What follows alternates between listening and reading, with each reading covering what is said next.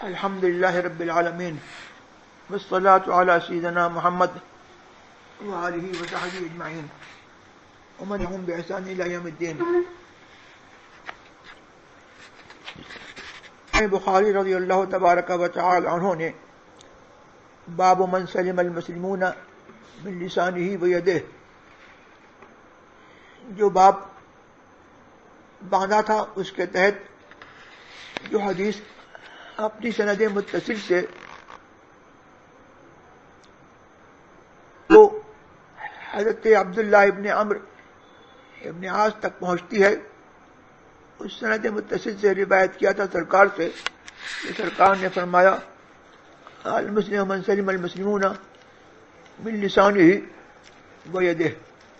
والمہاجر من ہجر ما نہی اللہ عنہ۔ اس پر خاصا کلام گزر چکا اور کل کے درس میں ہم نے یہ بتا دیا کہ یہ حدیث انہی الفاظ کے ساتھ اور اس کے ساتھ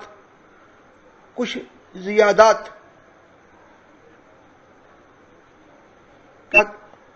حضرت ابو ہریرہ، حضرت جابر، حضرت فضالہ ابن عبید، حضرت انس ابن مالک وغیرہم صحابہ کرام رضوان اللہ تبارک و تعالی علیہم اجمعین سے یہ حدیث مروی ہے۔ آگے جو باب آ رہا ہے اس میں یہی حدیث متن میں اختلاف الفاظ کے ساتھ حضرت ابو موسیٰ اشعری رضی اللہ تبارک و تعالی عنہ سے آنے والی ہے۔ باب وہ ہے کہ باب ای الاسلام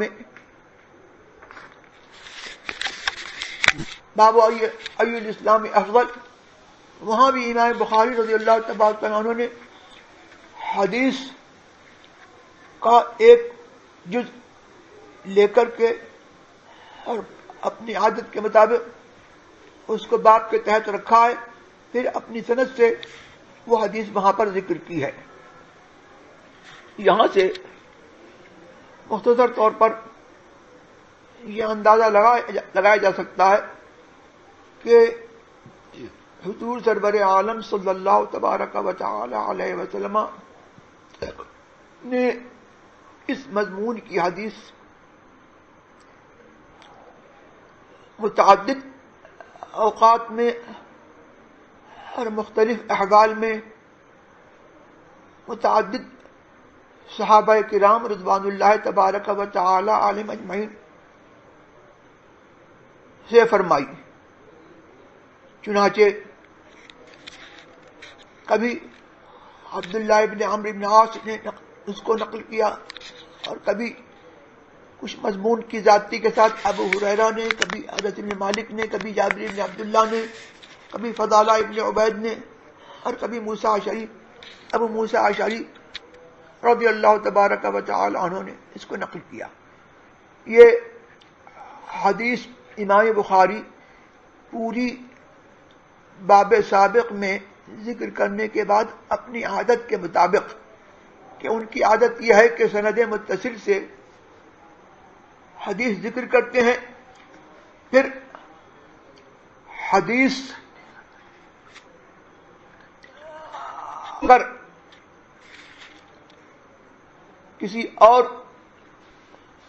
راوی کی روایت سے ہوتی ہے اور وہ حدیث ان کی شرط پر نہیں ہوتی تو اس کو تعلیقاً اس حدیث کو اس راوی کی روایت سے ذکر کر دیتے ہیں۔ چنانچہ یہاں پر بھی اسی مضمون کی حدیث کو جس میں کچھ الفاظ بدلے ہوئے ہیں، اس حدیث کی تقویت کے لیے جو متن حدیث امام بخاری نے ذکر کیا، اس کی تقویت کے لیے اور اس کے استشہاد کے لیے کہ اس کا شاہد دوسرے جگہ پر بھی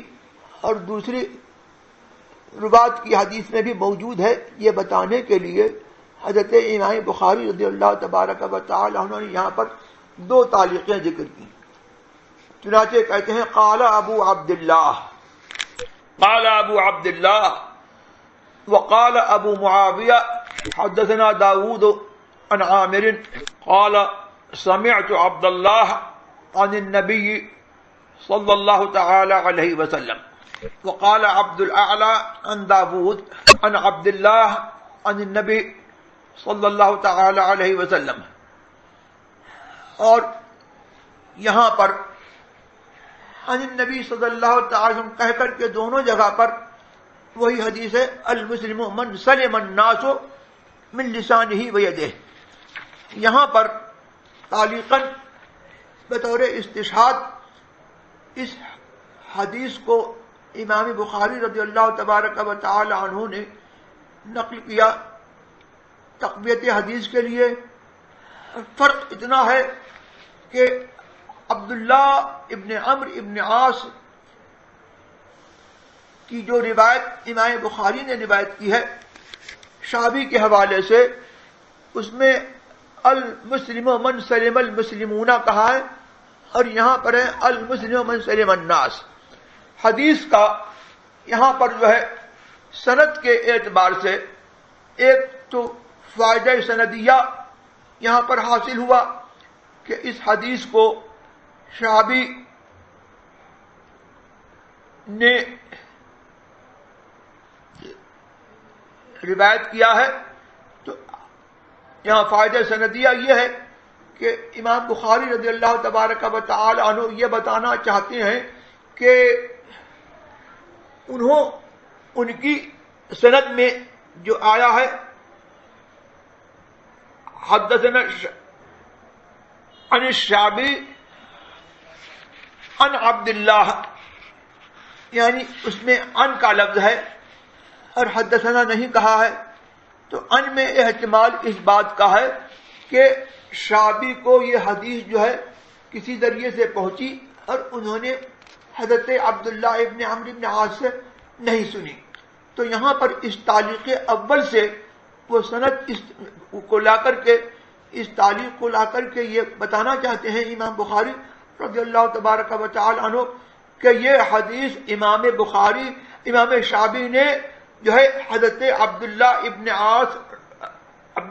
عمرو ابن عاص رضی اللہ تبارک و تعالی عنہما سے جو ہے خود ان کے منہ سے سنی ہے. یعنی جو اب یہاں پر جو ہے یہ اس کی تشبیہ کے لیے انہوں نے جو ہے یہ تعلیق ذکر کی. اور دوسری تعلیق جو ہے اس لیے ذکر کی ہے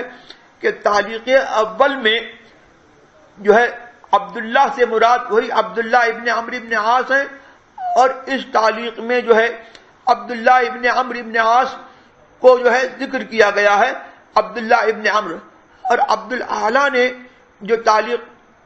عبدالعالی سے ہے اس میں عبداللہ مبہم رکھا گیا ہے. تو جس کو مبہم رکھا گیا ہے اس سے مراد وہی عبداللہ ابن عمرو ہے. اس فائدہ سندیہ کے لیے انہوں نے یہاں پر دو تعلیقیں ذکر کی. اور اس میں جو ہے فائدہ متنیہ یہ ہے کہ انہوں نے روایت کیا المسلم من سلم المسلمون. شعبی کی روایت سے جو ان کی سند متصل سے جو روایت پہنچی وہ یوں ہے المسلم من سلم المسلمون. مسلمان وہ ہے جس کے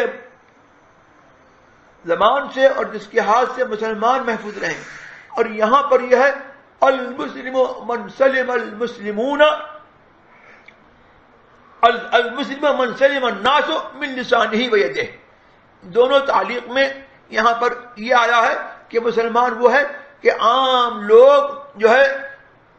مسلم ہوں یا کافر ذمی وہ لوگ جو ہے اس کے زبان سے اور ہاتھ سے محفوظ رہیں. تو یہاں پر یہ فائدہ متنیہ زیادہ ہے. اور یہاں پر بھی امام بخاری رضی اللہ تبارک و تعالی عنہ نے جو ہے صرف تعلیق ذکر کی ہے اور حدیث کو ذکر نہیں کیا. حدیث یہاں پر جو ہے پوری یوں ہے کہ المسلم من سلم الناس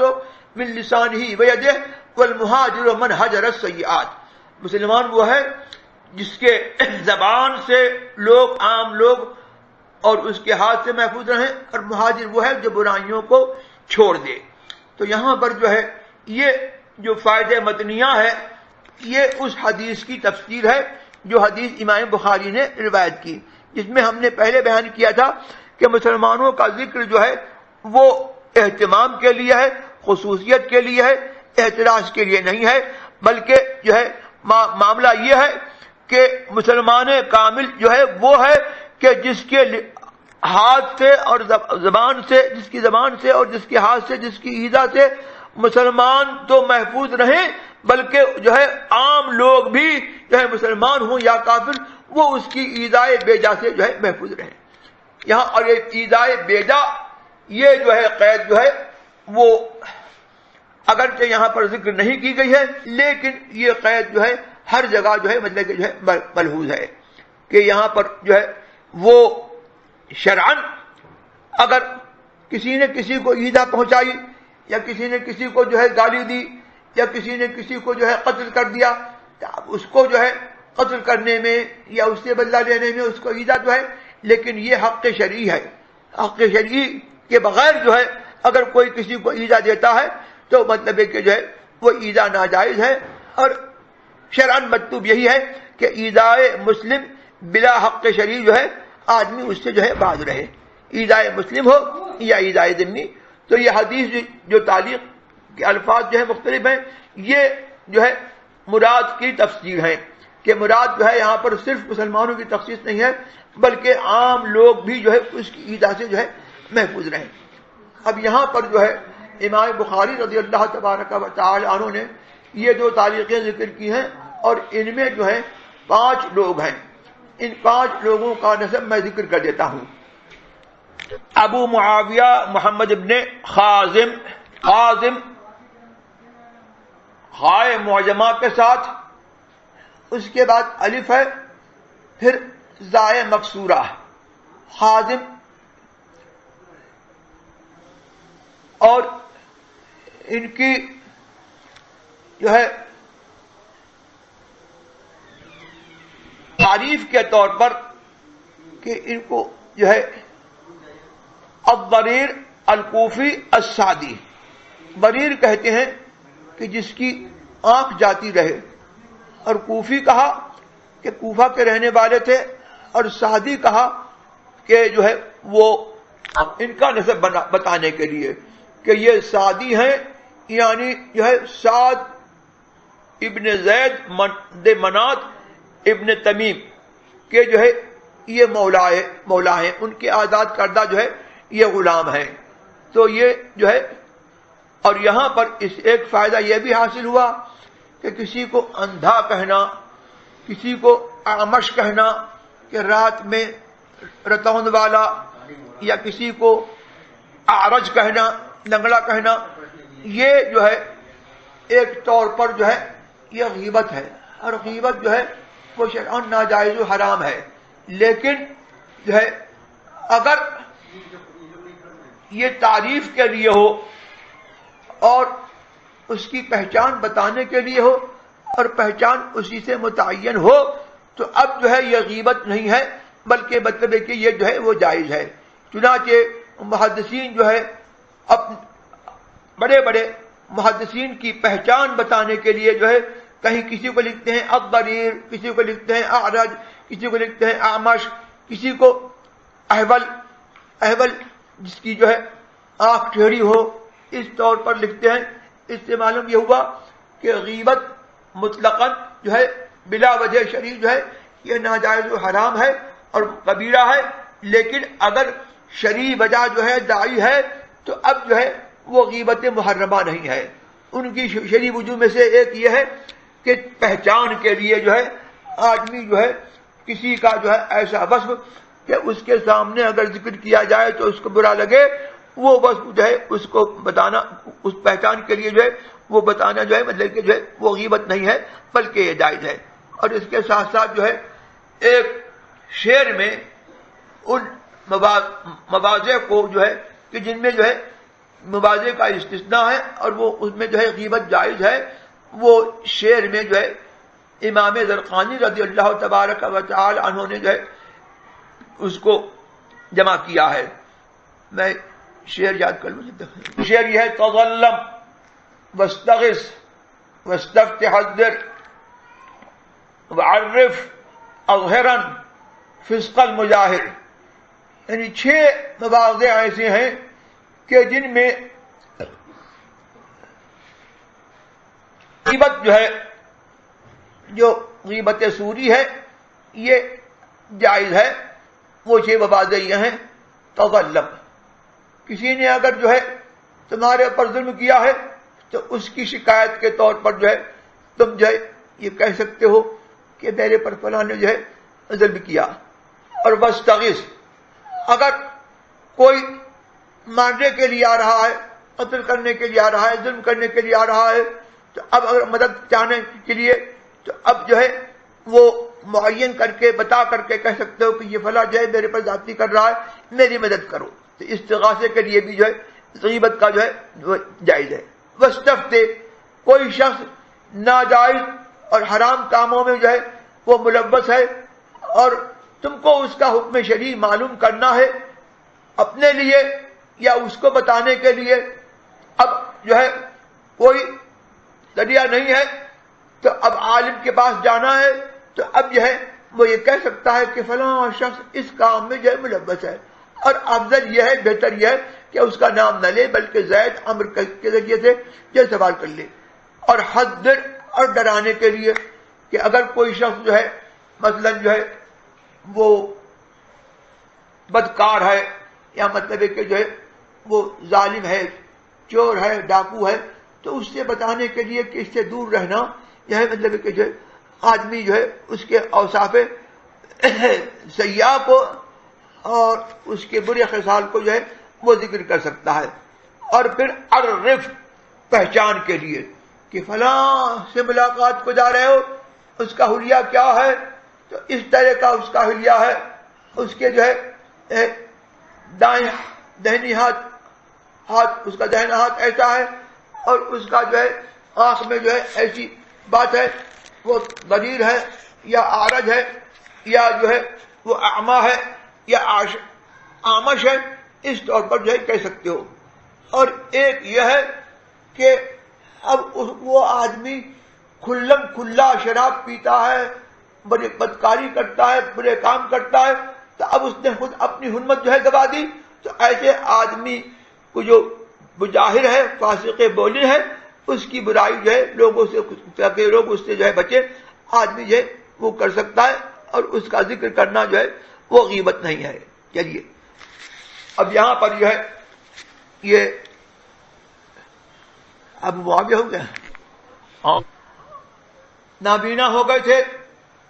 4 سال کی عمر میں یا 8 سال کی عمر میں. انہوں نے حضرت امام اعمش سے اور دوسرے محدثین سے روایت کی، اور ان سے روایت کیا امام احمد بن حنبل نے اور اسحاق ابن راہویہ نے.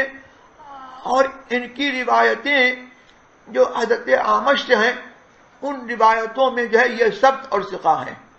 اور یہ مرجئہ میں سے تھے، یعنی یہ رائے رکھتے تھے کہ ایمان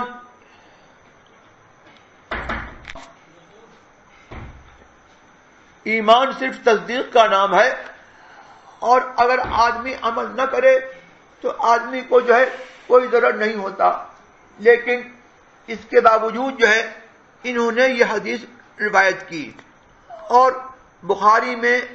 اور مسلم میں اس قسم کے بہت سے لوگ ہیں جو مبتدع ہیں، بدعتی ہیں، مرجئ یا قدری وغیرہ ہیں. جیسے کہ ایک دوسرے راوی ہیں یہاں پر، وہ قدری ہیں، وہ بھی جو ہے امام بخاری نے ان سے جو ہے روایت کیا ہے. تو اور محدثین نے یہ کہا ہے کہ اگر مذہب بدعتی جو ہے اپنی بدعت کی طرف بلائے نہ بلائے، بلکہ جو ہے مطلب کہ جو ہے وہ اپنی بدعت کی رائے رکھتا ہو اور اس کی طرف جو ہے بلاتا نہ ہو، تو کہتے ہیں کہ اس سے جو ہے روایت کرنا جائز ہے، جبکہ وہ ثقہ مامون ہو اور ثبت ہو اور حافظ حدیث ہو. تو چنانچہ یہ ارجاء کی رائے رکھتے تھے، مرجئ تھے، اس کے باوجود امام بخاری نے روایت کیا. اور دلیل اس بات پر یہ ہے کہ یہ اپنی رائے تو رکھتے تھے،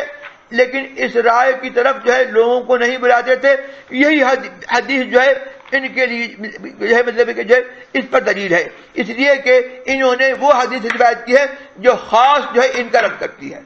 المسلم من سلم الناس من لسانه ویدہ، یعنی مسلمان وہ ہے جس کے ہاتھ سے اور جس کے جو ہے زبان سے لوگ محفوظ رہیں. تو یہ صاف حدیث جو ہے وہ مطلب ہے کہ جو ہے وہ رد کر رہی ہے ان کی جو بدعت ارجاء ہے، اس کا رد کر رہی ہے. چلیے آگے چلیے. اور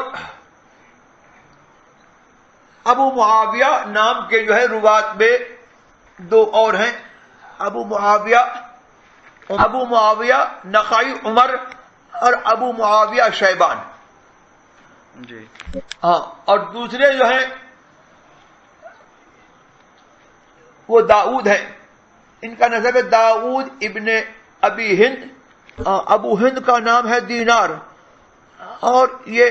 قشیر قبیلے کی ایک عورت کے آزاد کردہ غلام ہے.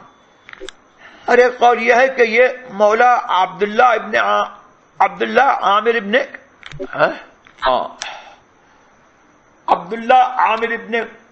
قریظ کے آزاد کردہ غلام ہے. اور یہ احد العالم الثقات، یعنی عالم محدثین میں جو ہے ایک جلیل القدر محدث ہیں، اور یہ ثقات میں سے ہیں اور بصری ہیں.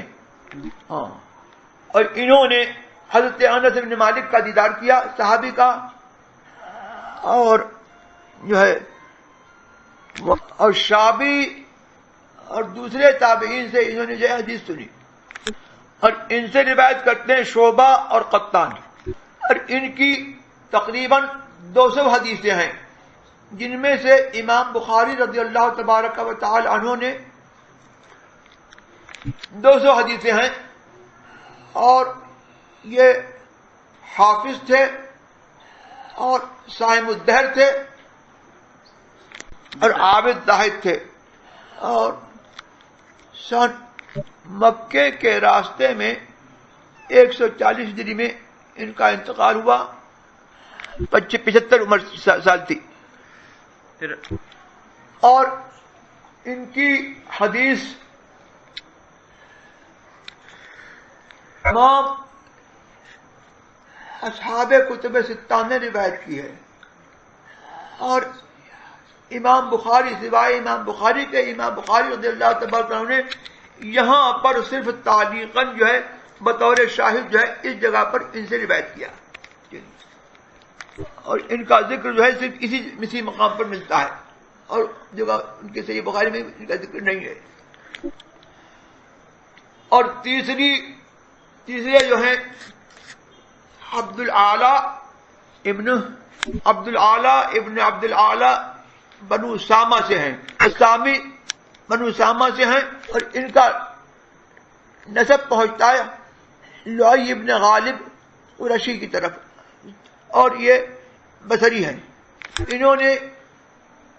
جریری اور دوسرے محدثین سے روایت کیا. ان سے بندار نے روایت کیا، اور یہ ثقہ ہیں اور قدری ہیں، ان قدریہ میں سے تھے. لیکن امام بخاری نے کیوں روایت کیا ان سے؟ کہتے ہیں اس وجہ سے کہ یہ اپنی بدعت کی طرف بلاتے نہیں تھے. شعبان میں ان کا انتقال ہوا سنۃ 89 و 179 برس 189 ہجری میں. اور صحیحین میں عبد العالی 3 لوگ ہیں، ایک تو یہی ہیں، اور ابن ماجہ میں ایک دوسرے ہیں جو واہل ہیں، واہل حدیث ہیں، یعنی ان کی حدیث جو ہے اس درجے کی نہیں ہے. اور دوسرے ایک اور ہیں وہ بھی واہل ہیں. اور ایک اور ہیں جو کہ صدوق ہیں لیکن وہ ثقہ اور ضابط نہیں ہیں. اور نسائی میں ایک اور ہیں جو ثقہ ہیں، اور نسائی اور ترمذی میں ایک اور ہیں جو ثقہ ہیں. اور اس کے علاوہ ترمذی، ابو داؤد، نسائی، ابن ماجہ میں جو ہے ایک اور ہیں، احمد ابن حنبل نے ضعیف کہا. تو یہ مجموعہ جو ہے ان کا 9 ہوا. اور ضعفاء میں جو ہے 7 اور ہیں جو اسی نام کے ہیں، عبد العالی نام کے. اور چوتھے ہیں اور وہی وہ امام شعبی ہیں جن کا ذکر پہلے گزر چکا. اور پانچویں جو ہیں وہ حضرت عبداللہ ابن عمرو ابن عاص ہیں جن کا ذکر پہلے گزر چکا، وہ صحابی ہیں. تعلیق اول جو ہے جو ابو معاویہ سے کی ہے، وہ اس سے ان کی مراد یہ ہے کہ شعبی نے یہ حدیث عبداللہ ابن عمرو ابن عاص سے سنی ہے. اور وہ حدیث کا متن یہ ہے، کیا متن ہے؟ یہاں پر سند میں جو ہے وہیب ابن خالد سے روایت کیا، اور انہوں نے جو ہے ایک شخص سے روایت کیا، یہ کہ جو ہے وہیب ابن خالد نے داؤد ابن ابی ہند سے روایت کیا. انہوں نے روایت کیا ایک رجل مجہول سے. انہوں نے روایت کیا عامر شعبی سے. وہ کہتے ہیں ان عبداللہ ابن عمر، عبداللہ ابن عمر سے روایت کرتے ہیں. یہ تعلیق امام بخاری جو ہے انہوں نے اس لیے اخراج کیا تاکہ یہ تنبیہ کریں کہ شعبی نے جو ہے عبداللہ ابن عمر سے یہ حدیث سنی ہے، عبداللہ ابن عمر سے یہ حدیث سنی. اب یہاں پر جو ہے امام بخاری رضی اللہ تبارک و تعالی عنہ نے جو ہے جو اس حدیث کو دو طرح سے ذکر کیا، اپنی سند سے اور پھر تعلیق یہ ذکر کی، تو اس سے پتہ لگتا ہے کہ امام شعبی رضی اللہ تبارک و تعالی عنہ نے جو ہے پہلے جو ہے ان کو حدیث پہنچی تھی تو انہوں نے جو ہے یوں ہی جو ہے ان عبداللہ ابن عمرو کہہ دیا، اور اس کے بعد جو ہے انہوں نے جو ہے ان سے ملاقات کی. جب ان سے ملاقات کی تو انہوں نے کہا سمعت عبداللہ ابن عمرو، عبداللہ ابن عمرو کو میں نے خود سنا کہ وہ کہتے تھے. اور اسحاق ابن راویہ نے اپنی مسند میں جو ہے یہ تعلیق جو ہے اپنی مسند میں جو ہے سند متصل سے روایت کی ہے ابی معاویہ سے. حبان نے اپنے صحیح میں جو ہے روایت کی ہے. فقال، اب ابن حبان نے اس کی سند ذکر کی. حدثنا احمد بن یحییٰ ابن زہیر الحافظ بتستر، حدثنا محمد بن علاء ابن قریب جی ابو معاویہ حدثنا داؤد بن ابی ہند عن الشعبی قال سمعت عبداللہ ابن عمرو. یہاں پر جو ہے یہ ابن حبان نے جو اپنی سند سے ذکر کیا اس میں شعبی سے یوں ہے کہ انہوں نے کہا سمعت عبداللہ ابن عمرو، میں نے عبداللہ ابن عمرو سے یہ حدیث خود سنی. کہ انہوں نے کیا کہا؟ ہاں کہ عبداللہ ابن عمرو نے جو ہے کعبے کی طرف اشارہ کر کے کہا کہ اس عمارت کے رب کی قسم میں نے جو ہے حضرت سرکار رسول اللہ صلی اللہ تبارک و تعالی کو اپنے کانوں سے خود سنا کہتے ہوئے کہ فرماتے تھے المہاجر من حجر السیئات والمسلم من سلم ہاں کہ مہاجر وہ ہے جو برائیوں کو چھوڑ دے، والمسلم من سلم الناس، اور مسلم وہ ہے جس کے زبان سے اور جس کے ہاتھ سے اس کی ایذا سے لوگ جو ہے محفوظ رہیں. اعلیٰ سے جو تعلق کی ہے اس سے تنبیہ کرنا یہ مقصود ہے کہ عبدالعالیٰ کی روایت میں عبداللہ جو ابہام کے طور پر یوں ہی ذکر کر دیا گیا ہے، ان سے مراد عبداللہ ابن عمرو ابن عاص ہیں، جن کو جو ہے ابو معاویہ کی روایت میں جیسا کہ ابھی گزرا ان کا بیان ہو چکا. جو ہے حدیث معلق اس کو کہتے ہیں. اس سے پتہ لگا کہ یہ حدیثیں دو تعلیق یہاں پر ذکر کی، یہ اس بات کا قرینہ ہے کہ حضرت امام بخاری رضی اللہ تبارک و تعالی عنہ نے ابو معاویہ اور عبدالعالیٰ جن سے یہ حدیث جو ہے ان کی روایت کی ہے، ان سے خود یہ حدیث نہیں سنی اور ان سے ان کی ملاقات نہیں ہوئی، لیکن اس کے باوجود جو ہے انہوں نے جو ہے اس کو یہاں پر جو ہے قالا سے غیر جزم کے ساتھ کہا. قالا اور حدثا اور ذکرا، جب راوی یوں کہے، محدث یوں کہے قالا حدثا اور ذکرا، اس کا مطلب یہ ہے کہ اس کو اس بات پر جزم ہے کہ یہ جو وہ بیان کر رہا ہے وہ اس پر جو ہے اس کو یقین ہے، تو یہ قالا جو ہے دلالت کرتا ہے صیغہ یقین پر. ایسی حدثا صیغہ یقین پر دلالت کرتا ہے، ایسی ذکرا جو ہے سے یقینی مدد کرتا ہے. بخلاف اس کے اگر کہے یقالو یذکرو اور یحدثو تو اس کا مطلب یہ ہے کہ وہ جو اب بیان کر رہا ہے وہ اس کے نزدیک اتنا یقینی نہیں ہے، وہ ضعف کی طرف اشارہ ہے. اور یہاں پر قالا کہہ کر کے جو ہے یہ اشارہ اس بات کی طرف ہے کہ اگرچہ میں اس کی سند جو ہے ذکر نہیں کر رہا ہوں لیکن میرے نزدیک جو ہے یہ ایسا ہی ہے جیسے کہ سند صحیح متصل سے جو ہے میں روایت کروں، وہی صحیح ہے. اور یہاں پر حال بھی یہی ہے کہ اب کہ ان صاحبین نے امام بخاری اور امام مسلم، امام بخاری نے تو تعلیقات کا جو ہے بہت زیادہ ذکر کیا ہے اور امام مسلم کے ہاں تعلیقات جو ہے وہ کم ہیں، لیکن ان کی جتنی تعلیقات ہیں کہ جن میں جو ہے وہ سند میں سے جو ہے ایک یا اکثر ایک سے زیادہ لوگ جو ہے راویوں کا ذکر نہیں ہے، تو یہ تعلیقات اور یہ احادیث معلقہ جو ہیں یہ سب کے سب جو ہیں ان کے نزدیک جو ہے صحیح اور موصول ہیں، اور کسی نہ کسی محدث نے جو ہے ان کو جو ہے موصولاً روایت کیا ہے. جیسا کہ میں نے ابھی ذکر کیا کہ اس حدیث کو جو دو تعلیقیں ذکر ہیں ان کو جو ہے وہ ابو اسحاق ابن راویہ نے اور ابن حبان نے جو ہے موصولاً جو ہے حضرت عبداللہ ابن عمرو سے جو ہے اپنی سند سے جو ہے روایت کیا. تو اس وجہ سے ہے کہ ان لوگوں نے اپنی کتاب کا نام رکھا ہے الجامع الصحیح، یعنی یہ کتاب وہ ہے جو کہ جامع ہے، اکٹھی کرنے والی ہے، اور جو مطلب ہے کہ صحیح روایات پر مشتمل ہے حضور سرور عالم صلی اللہ تبارک وسلم کے اقوال اور افعال کو. تو یہاں پر جو ہے جب انہوں نے اس کو صحیح کہا تو اس کا مطلب یہ ہے کہ یہ ہو ہی نہیں سکتا کہ وہ اپنی کتاب میں جو ہے ایسی حدیث رکھیں جو غیر صحیح ہو. لہذا یہ سب کے سب جو ہے تعلیقات بخاری جو ہے وہ حکم صحیح اور حکم متصل میں ہیں، اگرچہ جو ہے ان کا جو ہے اگرچہ بیچ میں جو ہے انقطاع ہے. اور اس سے یہی پتہ لگا کہ امام معتمد اور حافظ ثقہ عدل اگر کسی روایت کو جو ہے بغیر بے ذکر سند ذکر کر دے تو وہ حکم جو ہے وہ مطلب ہے کہ جو ہے وہ بھی جو ہے اس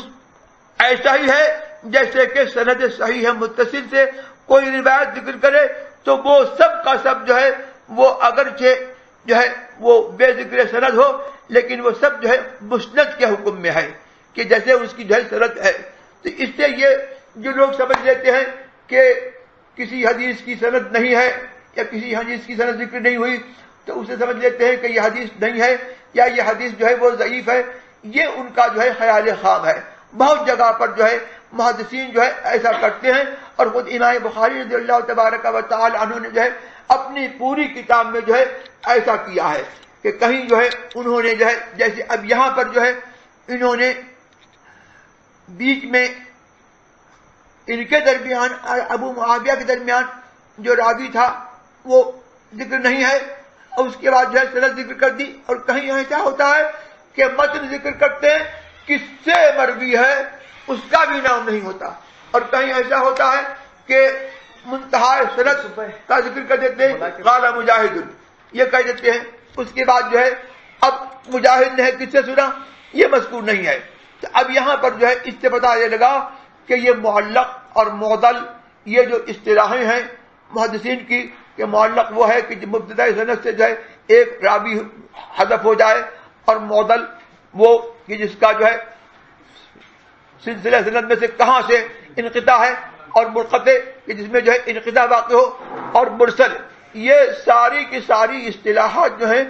اللہ اعلیٰ نے یہ ثابت کیا کہ یہ تفصیل الفاظ ہے اور یہ سب جو ہے مرسل کا مصداق ہے. اور مرسل جو ہے امام بخاری رضی اللہ تبارک و تعالی عنہ اور حضرت امام مسلم رضی اللہ تبارک و تعالی عنہ اور جمہور محدثین کے طرز سے اور ان کے جو ہے اسلوب سے یہ معلوم ہوتا ہے کہ مرسل جو ہے جو اور خصوصاً جبکہ اس کو جو ہے معتمد ثقہ محدثین جو ہے اس حدیث مرسل کو روایت کریں تو وہ مرسل مثل صحیح متصل جو ہے حجت ہے.